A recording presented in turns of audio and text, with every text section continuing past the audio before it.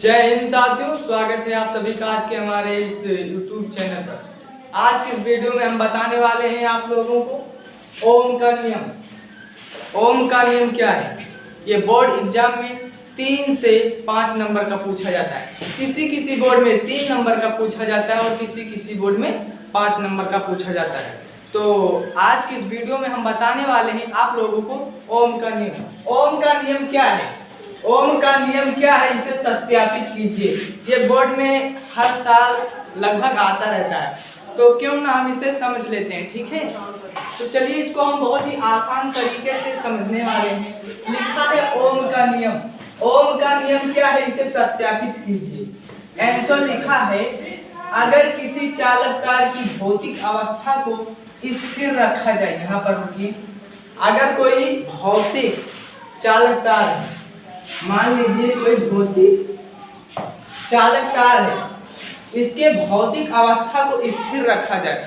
भौतिक अवस्था का मतलब ये हुआ, न इसे काटा जाए न छोट किया जाए, न इसे ज्यादा टेम्परेचर यानी कि ज्यादा हीट किया जाए। ये जैसा है वैसे इसको स्थिर रखा जाए। क्या रखा जाए? स्थिर रखा जाए, यानी कि जैसा है वैसा इसको रखा जाए। ठीक है, तो इसके दोनों सिरों के बीच उत्पन्न विभवांतर, पहला सिरा ये है और दूसरा सिरा ये, इसके दोनों सिरों के बीच उत्पन्न विभवांतर को हम बी से दिखाते हैं। ठीक है, विभवांतर को जो है हम लोग बी से दिखाते हैं। उत्पन्न विभवांतर एवं इसमें बहने वाली धारा यानी कि आई, इसमें बहने वाली धारा दोनों एक दूसरे के समानुपाती होता है। दोनों एक दूसरे के समानुपाती होता है। समानुपाती का चिन्ह कुछ इस तरह से होता है। ठीक है, इसमें बहने वाली धारा दोनों एक दूसरे की क्या होते हैं? समानुपाती होते हैं, जिसे हम ओम का नियम कहते हैं। ठीक है, वे समानुपाती आई, यानी कि समानुपाती क्या है, तो समानुपाती को हम लोग समझेंगे। ठीक है, समानुपाती का मतलब ये होता है, अगर हम धारा को बढ़ाएंगे, यहाँ देखिए ये धारा क्या है? बढ़ रहा है, और यहाँ विभवांतर, यानी कि विभवांतर बढ़ने के साथ साथ धारा भी बढ़ेगा। अगर जैसे ही हम विभवांतर को बढ़ाएंगे वैसे धारा बढ़ेगा, विभवांतर को घटाएंगे तो धारा भी घटेगा। ठीक है, यानी कि समानुपाती का मतलब यही है। ठीक है, यहाँ हम फिगर की मदद से आप लोगों को समझा देते हैं विभवांतर क्या है। ठीक है, विभवांतर यानी कि विभवांतर का मतलब ये हुआ, विभवांतर को अगर हम बढ़ाएंगे तो हमारा धारा भी बढ़ेगा, और अगर हम विभवांतर को घटाएंगे तो हमारा धारा भी घटेगा। समानुपाती यहाँ लिखा है बी समानुपाती आई।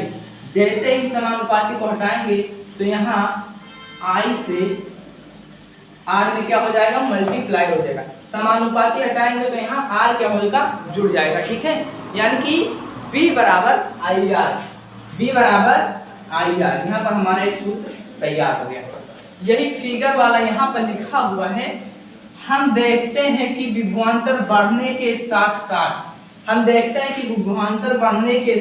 साथ विद्युत धारा का मान भी बढ़ जाता है। विद्युत धारा का मान भी क्या होता है? जैसे यहाँ पर विभवांतर बढ़ता है वैसे ही धारा बढ़ता है, और विभवांतर घटने के साथ साथ धारा भी घट जाता है। विभवांतर घटने के साथ साथ विद्युत धारा भी घट जाता है, यानी कि विभवांतर घटने के साथ विद्युत धारा का मान भी घट जाता है। अर्थात इसमें अनुक्रमानुपाती संबंध है। चाहे अनुक्रमानुपाती का हो चाहे समानुपाती का हो, अनुक्रमानुपाती और समानुपाती दोनों एक ही है। ठीक है, इसे ओम का नियम कहते हैं। हम इसे ओम का नियम कहते हैं। इसमें क्या है? अनुक्रमानुपाती संबंध है, जिसे हम ओम का नियम कहते हैं। आई होप कि आप लोगों को ये वीडियो अच्छी लगी होगी। अगर अच्छी लगी है तो लाइक करिए और अपने दोस्तों